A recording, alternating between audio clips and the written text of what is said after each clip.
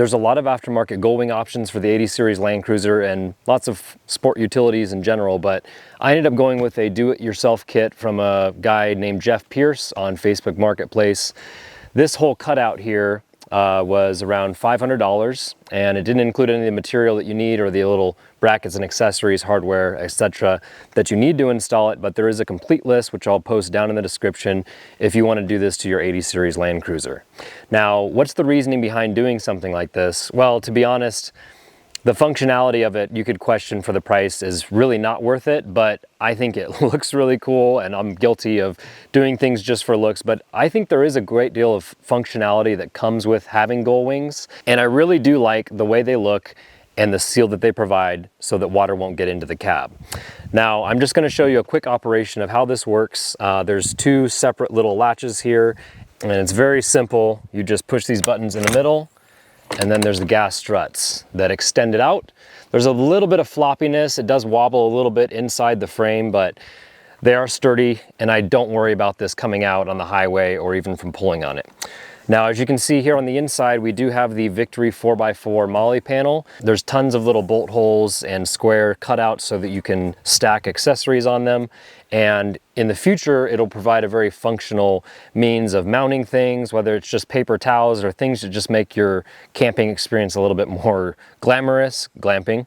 But as far as an overall kit, this was kind of Mickey Mouse together because I did get some of the wrong hardware. These studs need to be cut off. I did that for the rest.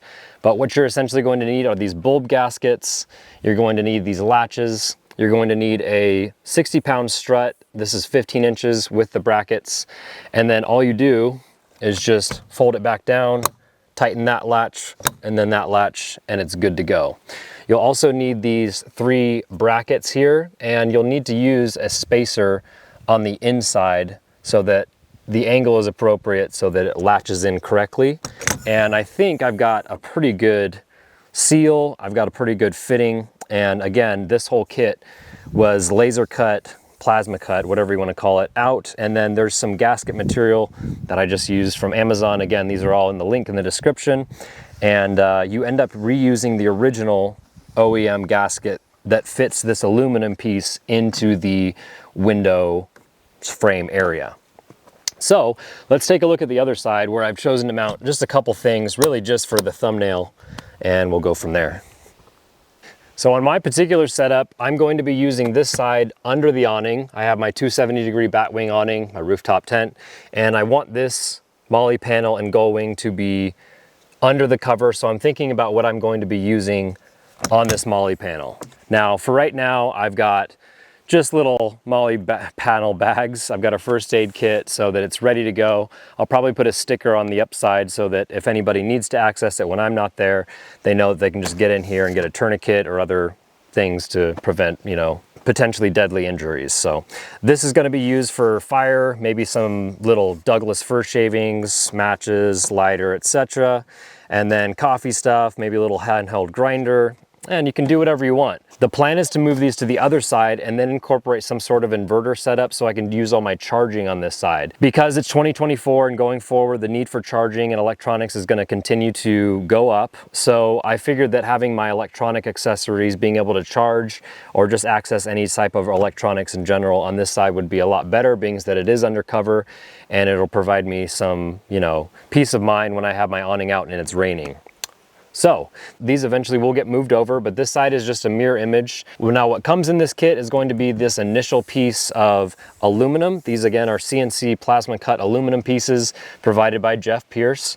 And of course the hatch itself. So this piece is cut so that you use a bulb gasket, which is this material right here, and then this inside gasket as well. Now, both of these gaskets use some sort of aluminum, or honestly, I think it's like Chinese stainless, so it is rusted a little bit. Not too worried about that. This isn't a show rig. This is just an outdoor utilitarian build that I'm doing. There's aluminum frame in here, and this aluminum piece that comes with the kit fits inside of it. And then I used a little bit of gasket just to secure it and give it that extra cushion and sort of suspension so it's not rattling around when I'm on the road and going through corrugations. The bulb gasket actually needs to be cut in a few different places. So I ended up buying the wrong size 1/4 20 bolts and nylock nuts. So you definitely want to get the measurement right there so that you're not extruding into the cab and maybe causing issues with other things. Again, I chose to go with the Molle panels on the inside, and I can tell you now there is no interference with the fitment, and it's really nice. So let's take a look from the inside and see how it looks. From the kit I purchased, it did include this additional piece of aluminum with the 1/4 bolt holes already pre-cut. You will need to drill these as well as all the ones on the panels themselves to the appropriate size depending on what hardware you need. These would go underneath the hatches themselves in case you wanted to use these as some sort of panel itself.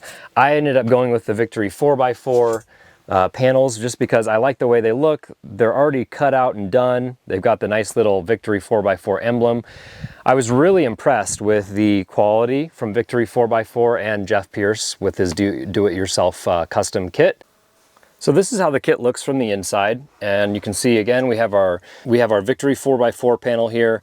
What this does is it uses bolts going into the Molle panel itself, and it's going to use your pre-existing bolt holes from the seat belts and the third row, as well as the wet handle, and you're going to have to cut into a little bit of the plastic panel here and drill holes, and then you'll have to put some nut certs in here in order to give them something to anchor in. And then you can see back here it does go into that seat belt bolt as well, but it's hidden behind there pretty nicely, and I think it looks really clean.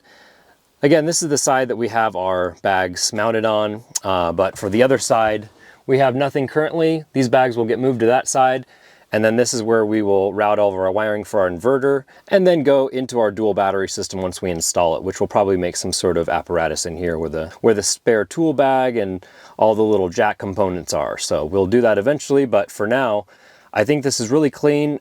It doesn't really interfere with cab room at all. It fits pretty flush and tight in there, and these two products are from two different makers, and the fact that they did fit in unison with each other is pretty cool.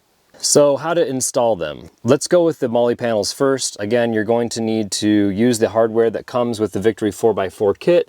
There is a little spacer in there so that you can mount it appropriately. I accidentally drilled into the wrong hole here, so whoops, but that's fine. And yeah, this is going to mount in the seatbelt holder right here. And then there's a little bracket that you can adjust, and they give you some leeway or some play in all of the mounting brackets so that you can mount them however you need to.